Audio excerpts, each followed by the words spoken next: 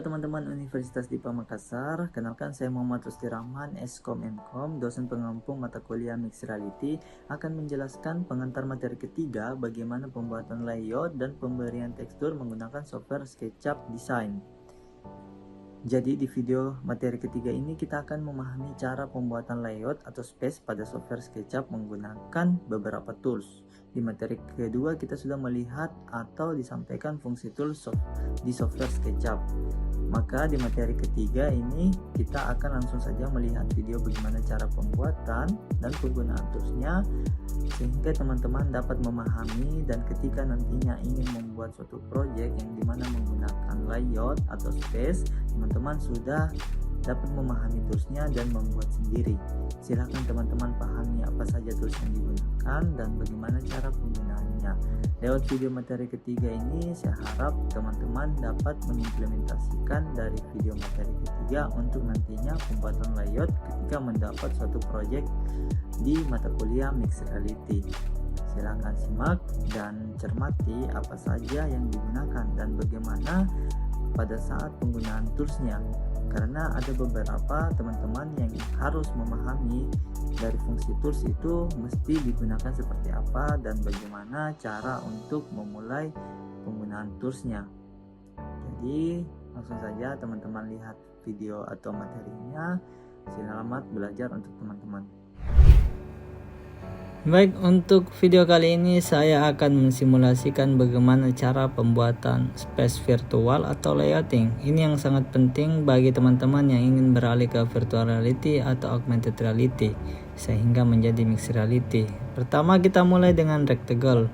Teman-teman silahkan memposisikan rectangle-nya di center atau tengah. Lalu gunakan tools untuk menambah ketebalan dari alas dari rectangle tersebut.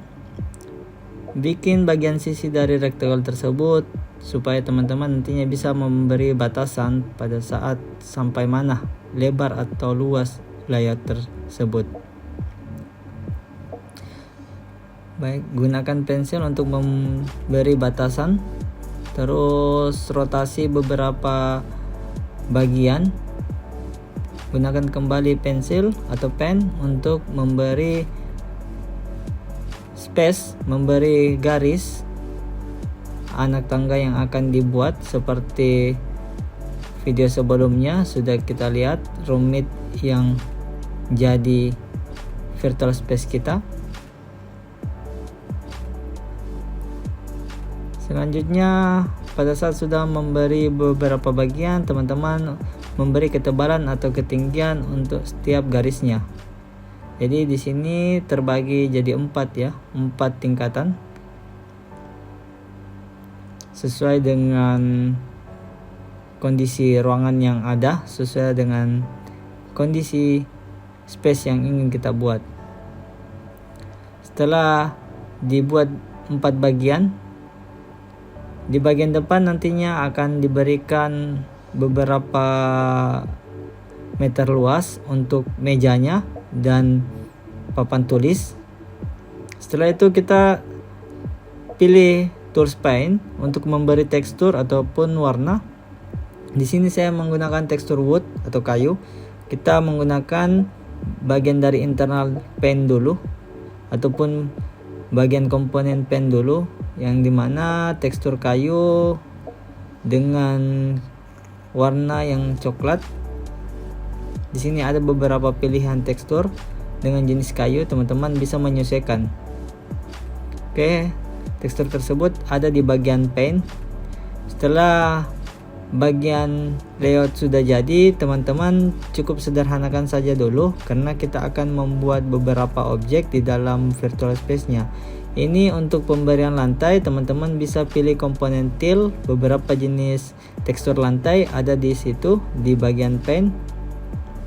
Teman-teman tinggal bisa mengubah ukuran dari tile atau lantai tersebut sehingga dapat menyesuaikan ukuran dari layout atau desain virtual space yang teman-teman buat. Jadi cukup menggunakan rectangle, paint, dan menambah ketebalan, teman-teman sudah bisa membuat virtual space-nya di SketchUp. Ini kondisi awal dasar di dalam desain.